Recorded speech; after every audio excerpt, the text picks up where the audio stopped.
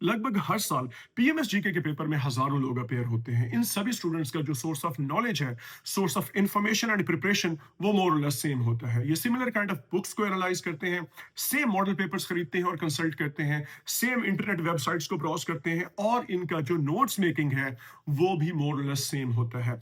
अगर इन सब स्टूडेंट्स का जो प्रिपरेशन मेथड है वो सेम है, तो सवाल यहाँ पे ये पैदा होता है, इन सब स्टूडेंट्स के मार्क्स के बीच में इतनी शार्प वेरिएशन क्यों मौजूद है?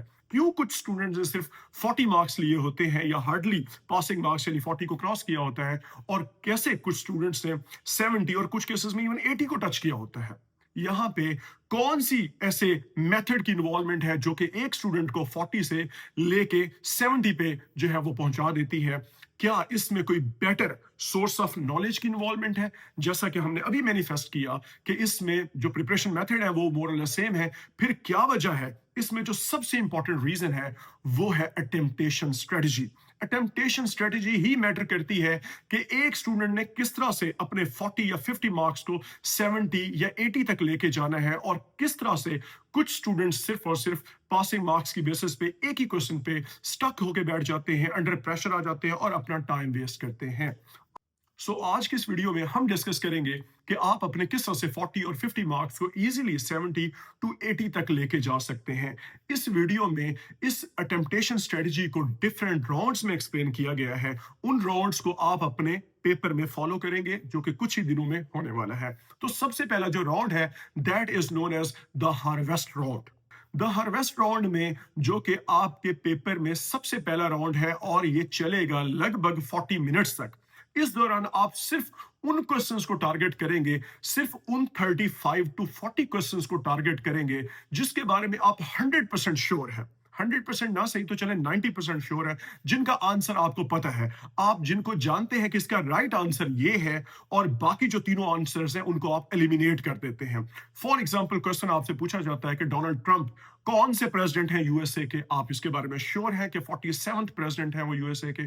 और उसके बाद आपसे पूछा जाता है कि जो रीसेंट कॉप हुआ है बेलेम ब्राजील में, वो कौन सा कॉप था? आप बताते हैं कि कॉप 30 था, क्योंकि आप उसके बारे में श्योर है। तो इसी तरीके से आपसे पूछा जाता है कि आर्टिकल 25A या फिर राइट टू एजुकेशन बेस्ड जो आर्टिकल है पाकिस्तानी कॉन्स्टिट्यूशन का, वो कौन सा आर्टिकल है? आप उसमें बताते हैं ब्लेटेंटली, आउटराइटली, डायरेक्टली आप बताते हैं कि article 25A is a right answer. आपसे पूछा जाता है कि लोकल गवर्नमेंट सिस्टम कौन सा आर्टिकल एंश्योर करता है पाकिस्तानी कॉन्स्टिट्यूशन में, तो उसका आंसर आपको पता है 140, आर्टिकल 140A। तो इस बेसिस पे आप फर्स्ट राउंड में, जिसे हम द हार्वेस्ट राउंड कह रहे हैं, इसमें आप सिर्फ उनको टारगेट करेंगे जो कि जिनके बारे में आप लगभग 90% श्योर है, और आपको पता है कि आपके ये जो एमसीक्यूज है हार्डली इसमें एक दो गलत हो सकते हैं 35 या 40 में से, बाकी आपके सारे के सारे ठीक हैं। इस तरीके से आपका जो टाइम है, जो इनिशियल टाइम है, वो बेस्ट पॉसिबल वे में यूज हो जाएगा, और दूसरे केस में कॉन्फिडेंस भी बिल्ड हो जाएगा, क्योंकि आपने जो इनिशियल बेसिस पे क्वेश्चंस को अटेम्प्ट किया है वो लगभग सारे के सारे ठीक है, और आप लोगों के पास अभी भी अच्छा खासा टाइम पड़ा हुआ है रिमेनिंग क्वेश्चंस को अटेम्प्ट करने के लिए।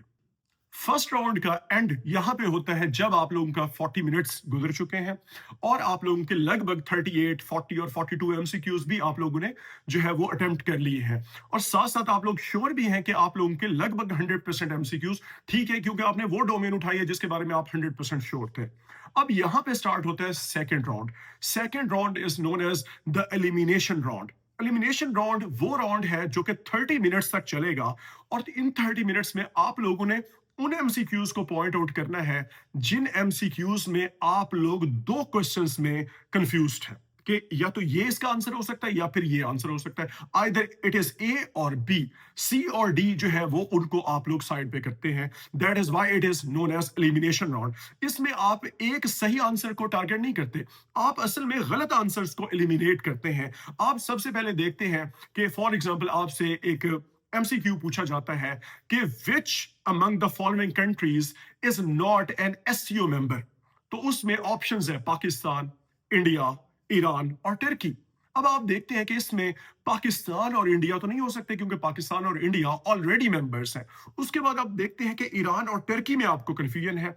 ईरान और तुर्की, इन दोनों में से कोई एक सही आंसर है। फिर आप जानते हैं, आप याद करते हैं कि ईरान तो 2023 में एससीओ का मेंबर बन गया था, और फिर आपको समझ आती है कि इसका राइट आंसर जो है वो टर्की ही है। इवन अगर आपको ईरान का ना भी पता हो तो फिर भी आप लोग देखिए कि आपके जो आंसर है उसके ठीक होने के चांसेस 50% बढ़ जाते हैं, कि 50% अब आपको लगता है या तो ईरान है या फिर टर्की है, तो इन दोनों में से कोई एक ऑप्ट करते हैं, तो उस बेसिस पे आपका जो आंसर है वो उसके ठीक होने के 50% चांसेस जो है वो बढ़ जाते हैं। 50 परसेंटेज है, 50% उसकी पॉसिबिलिटी है। तो इस तरीके से आप लोग देखिए कि आपका आंसर जो है वो ठीक हो सकता है। बाकी भी क्वेश्चंस हैं, उनको भी इसी तरह से आप लोगों ने जो रॉन्ग आंसर्स हैं उनको एलिमिनेट कर देना है।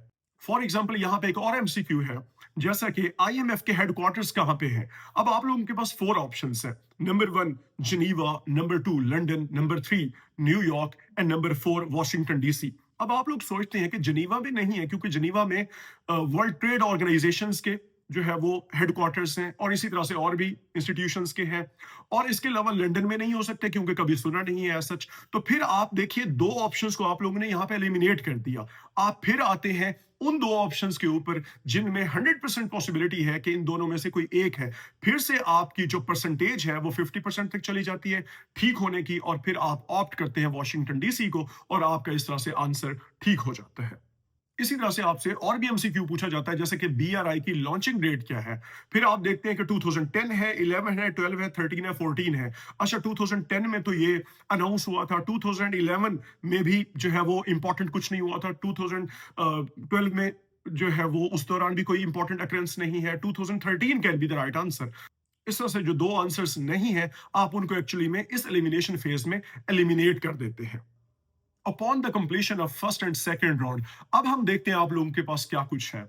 आप लोगों के पास टाइम बचा हुआ है 50 मिनट्स का, क्योंकि फर्स्ट राउंड पे 40 मिनट्स और सेकंड राउंड पे आप लोगों ने 30 मिनट्स लगा दिए, और आप लोगों के जो मार्क्स हैं वो लगभग 50 को टच कर रहे हैं, क्योंकि फर्स्ट राउंड में आप लोगों ने मोर और लेस 35 टू 40 मार्क्स ले लिए थे, और बाकी जो सेकंड राउंड था उसमें 10 टू 15 मार्क्स आप लोगों ने ले लिए। तो इस तरीके से 50 जो मार्क्स है वो आप लोगों ने अब तक जो है वो अचीव कर लिए हैं। अब हम आते हैं थर्ड राउंड पे, जिसका नाम है द स्मार्ट गेस राउंड।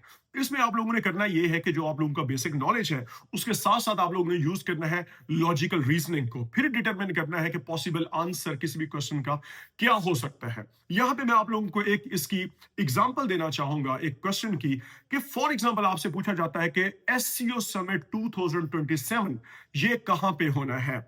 इसके जो ऑप्शंस हैं वो है जी, एक है काजाकिस्तान में, दूसरा है चाइना, तीसरा है रशिया, चौथा है पाकिस्तान। अब आप लोग अपने जब लॉजिक को यहां पे अप्लाई करेंगे तो आप लोग सोचेंगे कि ये 2026 का छोड़ के 2027 का डायरेक्टली क्यों पूछ रहा है, इसमें कोई तो खास बात है, या तो ये फिर हमारे मुल्क में होना है, दैट इज व्हाई वो डायरेक्टली 27 का पूछ रहा है। और आपका गेस और आपका ये जो ओवरऑल जो आपका गेस है ये बिल्कुल ठीक है कि ये 2027 का जो एससीओ समिट है वो बिल्कुल पाकिस्तान में ही होना है, और इस बेसिस पे आप लोग देखिए कि आपका एमसीक्यू ठीक हो जाएगा। इसी तरह के और भी क्वेश्चंस होते हैं जिसके ऊपर आप लॉजिकल रीजनिंग को अप्लाई करेंगे, और आप उस बेसिस पे भी आंसर को जो है वो डिटरमिन कर सकते हैं। और स्मार्ट गेस की आप यहां पे भी रेलेवेंस देखिए। अगर ये वाला एमसीक्यू आपसे पूछा जाता है, जो कि यहां पे स्क्रीन पे आपको नजर आ रहा है, कि जो रिसेंटली डिस्कवर्ड कलर है वो कौन सा है, सियान है, टील है, ओलो है कि इंडिगो है, कौन सा वो कलर है। अब आप लोग इसका जो आंसर है वो आप कमेंट्स में दीजिए, और मैं जानना चाहता हूं कि आप लोगों की प्रिपरेशन कितनी है। और इस बेसिस पे भी इवन आप अपने लॉजिकल रीजनिंग की बेसिस पे भी इसका आंसर कर सकते हैं, क्योंकि काफी सारे कलर्स ऐसे हैं, इसमें 3 कलर्स ऐसे हैं जिनके नाम ऑलरेडी आप लोग सुन चुके हैं, आप लोग जानते हैं ऑलरेडी, वो एग्जिस्टिंग कलर्स है। इसमें एक अजीब सा नाम है जो कि शायद आप लोगों ने पहले दफा सुना होगा, तो वो एग्जैक्टली वही कलर ही है जो कि एक डिफरेंट सा नाम है। तो इस बेसिस पे आप लोग देखिए, आप लोगों ने इसको भी आंसर किया, not on the basis of your preparation but on the basis of logical reasoning. Third round complete होने के बाद एक जोन स्टार्ट होता है जिसे हम कहते हैं the danger zone. Mostly student ये गलती करते हैं कि उस जोन में जाके उन क्वेश्चंस को अटेम्प्ट करते हैं जिनके बारे में उनको कुछ भी आइडिया नहीं होता। तो मैं यहां पे कहूंगा, डेंजर जोन में ना जाइए, यहीं पे रुक जाइए, स्टॉप। आप लोगों ने ऑलरेडी 65 टू 75 तक मार्क्स इन 3 राउंड्स में ऑलरेडी अचीव कर लिए हैं। इस राउंड में जो फोर्थ है द डेंजर जोन, इसमें जब आप लोग जाएंगे, आप उन क्वेश्चंस को अटेम्प्ट करते हैं जिनके बारे में आपको बेसिक नो हाउ नहीं, आप कुछ भी नहीं जानते कि राइट आंसर कौन सा हो सकता है, आप चारों आंसर्स में कंफ्यूज्ड हैं। ठीक हो गया। तो उस बेसिस पे आप लोग देखिए कि जब आप चारों आंसर्स में कंफ्यूज हैं और आपको नहीं आइडिया कि कौन सा सही आंसर है और फिर भी आप अटेम्प्ट करते हैं, तो चांसेस ये हैं कि आपका आंसर सही होने के जो चांसेस हैं वो सिर्फ 25% है और जो गलत होने के चांसेस है वो 75% है। तो इस बेसिस पे इस पार्ट को या इस जोन में ना जाइए और उन क्वेश्चंस को जो एंड पे बचे हुए हैं, 15 to 20 क्वेश्चंस हो सकते हैं, 10 to 15 भी हो सकते हैं, उनको बिल्कुल अटेम्प्ट ना कीजिए जिनके बारे में आपको कुछ भी नहीं है आइडिया, क्योंकि यहाँ पे नेगेटिव मार्किंग अप्लाई होगी। यहाँ पे ज्यादातर चांसेस हैं आपके आंसर्स गलत होंगे बजाय ठीक होने के, और आप लोग जितने मार्क्स अचीव कर चुके हैं वो भी आप इवन लूज कर जाएंगे। तो ये थी यहाँ पे स्ट्रेटजी जो कि मेरे ख्याल में आप लोगों के लिए यूजफुल साबित होगी अगर आप इसको फॉलो करेंगे अपकमिंग पीएमएस जीके के पेपर में। अगर आप लोगों को लगता है इसी तरह की या और कुछ सब्जेक्ट्स के ऊपर हम कुछ वीडियो बनाएं, तो आप अपनी ओपिनियन कमेंट सेक्शन में जरूर दीजिएगा। Thank you.